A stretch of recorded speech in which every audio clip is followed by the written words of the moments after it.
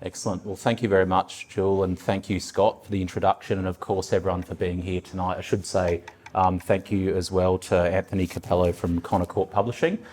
So my name's Sean Jacobs, and as Scott touched on, I am the author of a book on Neville Bonner, who was Australia's first Indigenous parliamentarian, available at all good bookstores, but also here through Connor Court tonight. And look, I won't chew up too much of your time, but I just want to say thank you as well, once again, for everyone for being here tonight. This is an incredibly important moment, and Scott touched on that, and Jewel did as well.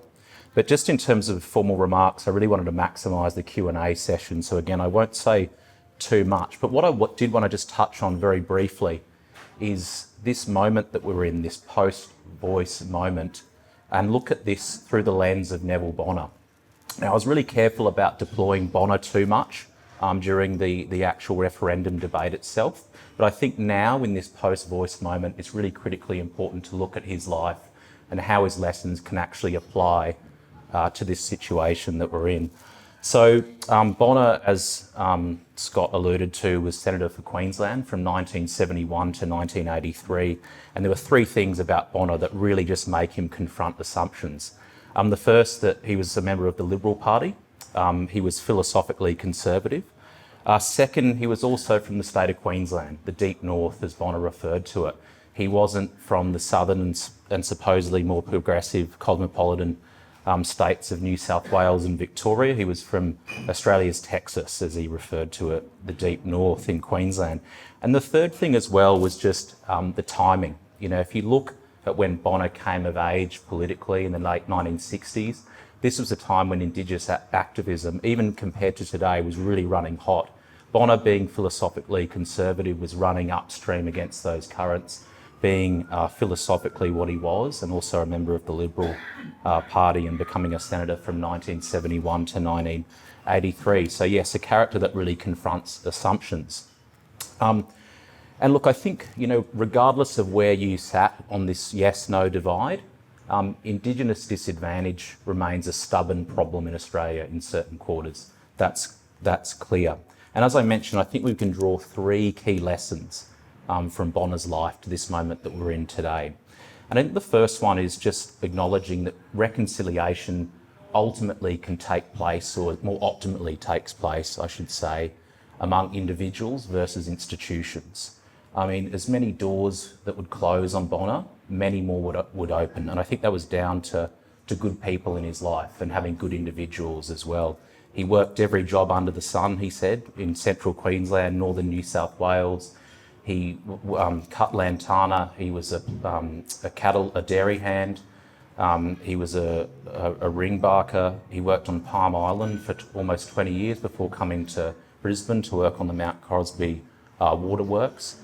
He worked every job under the sun, and a lot of that was actually achieving reconciliation among individuals, and he wasn't relying wholeheartedly on institutions. So I think that's one key takeaway. I think second is trying to avoid solving yesterday's challenges with yesterday's solutions. And what I mean by that is there's a time clearly for contest, a time for agitation, but there's also a time for compromise. And Bonner found himself very much in the latter camp. He was trying to achieve long-term objectives through compromise over confrontation.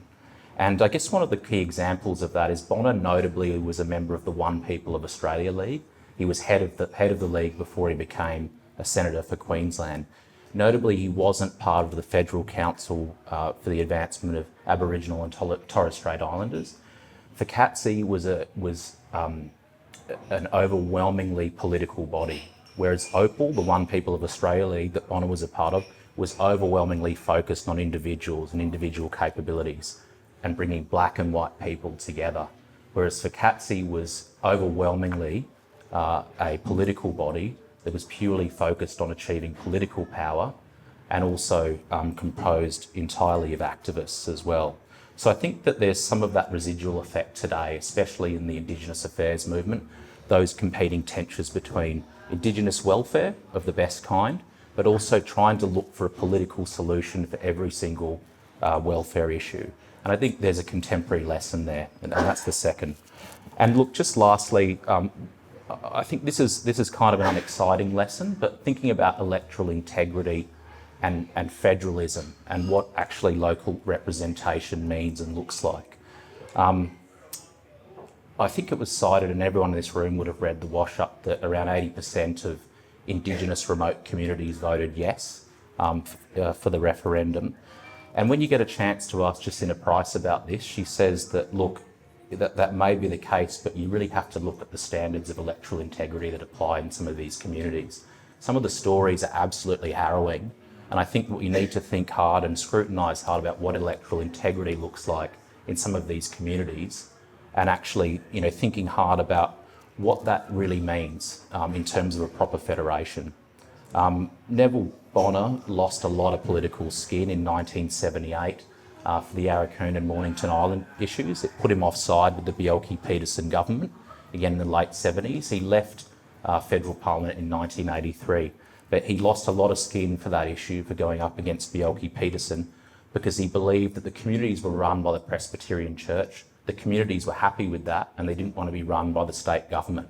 And this is just such an optimal example of an actual federation working, where local issues get tackled locally and where there's local preference. And I think when you have that integrity, those democratic standards at a very local level, I think that really drives home how important it is to actually get things right from a governance perspective and get the democratic settings correct at a local level. And I think that really starts, as Jacinta says, or Senator Price rather, at improving electoral integrity.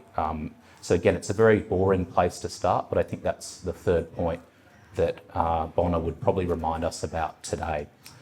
So I didn't have too much more to add. I hope that just gives a bit more space to the Q&A, and I'll hand back to Jewel or to Scott to flip over. But thanks very much, everyone. Appreciate your time.